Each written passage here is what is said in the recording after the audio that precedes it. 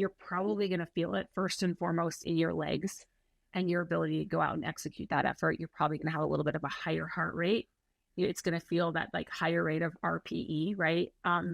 Probably potentially towards the second half of the effort, towards the end of the effort, maybe a little bit of lightheadedness, nausea, just kind of not feeling totally with it, optimally with it. Maybe a little bit of decreased, what would you call it? Decreased like ability to like stay on the wheel or focus on the ride, that kind of thing. And then you're likely thinking about food when you're not adequately fueled, right? You're probably thinking about, oh man, this sounds good, or this sounds good, or just anything at that point probably sounds good. So should I go into this and intra fuel with 0 carbohydrates, or would you suggest like a low number of like, I don't know, 10, 20, 30? Yeah, I would just, I mean, you could probably cut your regular intake, like your happy baseline in half or something like that, and that would set you up to be properly underfueled. So I think I'm perpetually underfueled anyway, so cutting this in half is going to be quite the challenge. I'd say I'm painful. Max 40 grams of carbs an hour. I'm like one bag of Haribo every 2 hours. Bag of Haribo in this country is 90 grams of carbohydrate, so I'm 45 grams an hour. So you think let's call low fueling 20 grams of carbohydrates per hour? Yeah, that's solidly low fueling. Okay, let's do that. And you think I'm going to see a heart rate decoupling across duration? Decoupling of power from heart rate? I would think so. Any guesses how bad? Oh man, I mean, a lot of this probably depends on how often you're doing this to yourself, right?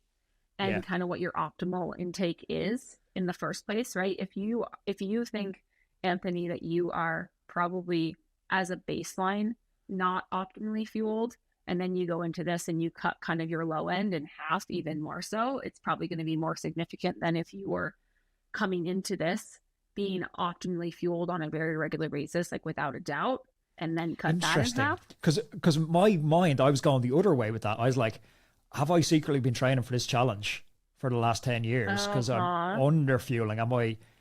Is like my fat oxidation rate adapted to this challenge? Yeah. I mean, right. It depends on like your your liver's availability to make stored glycogen carbohydrate available, right? That can be different for each person. So your training adaptations that you've set yourself up for, absolutely. There's so many factors that are going to play a role here. So it's going to be really interesting. I will try and take the data and then I'll run it through some AI as well and try and normalize for our wind conditions so we can see what the effect is on average speed as well as power and heart rate decoupling.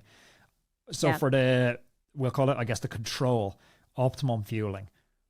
Mm-hmm. What's optimum fueling on a 3 hours zone 2 ride? In terms of what you want to be taking in? Intra-fueling, 60 plus grams, you think? So if you're, whenever someone asks me this question, I always say, like, it depends, right? It depends on what your current intake is and how that's making you feel and what numbers you're seeing and what your output looks like and how you feel afterwards and all those kind of components, right?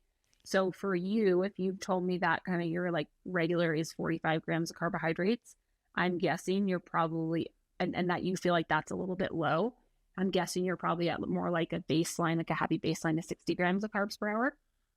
Okay. So again, we'll use the same reporting on that then, on the 3 hour ride.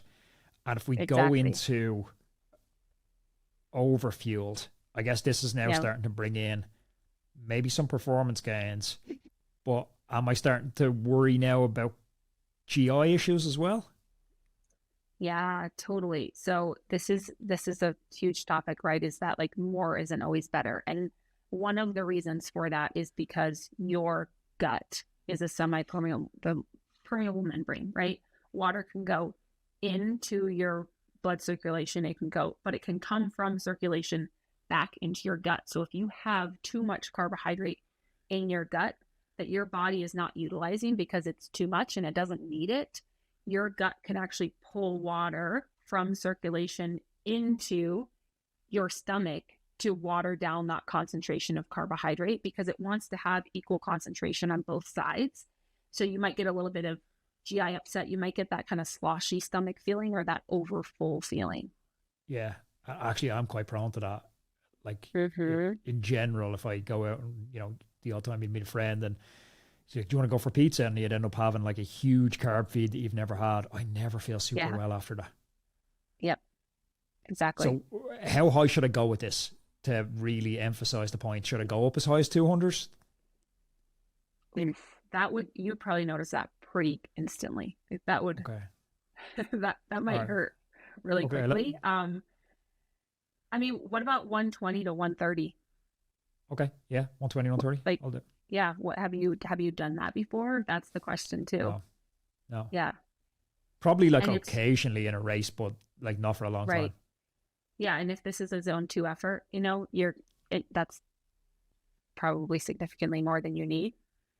Yes, I would imagine so. So yeah, Yeah. it's going to be interesting. So I will report back. Is the prediction between the lowest end and the highest end? Do you anticipate much of a difference in terms of sensations, heart rate decoupling, power output? Yeah, for sure. I mean, in terms of sensations, first of all, when you're underfueled, you're likely not going to get the GI upset that you get when you're overfueled. It's more that you feel it with your heart rate responding accordingly and your legs just probably not feeling like you have the power. When you overfueled, it's probably going to come up more in the GI upset component of things. That's how it's going to impact you.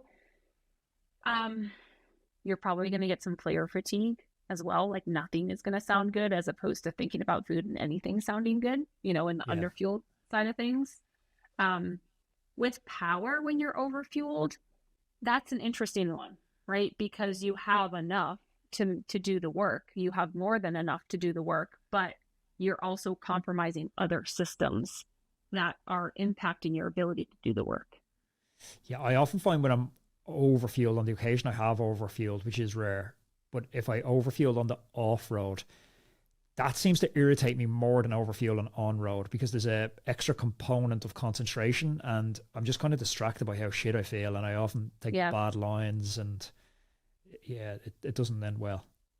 Yep, exactly. Your ability to show up mentally gets impacted there.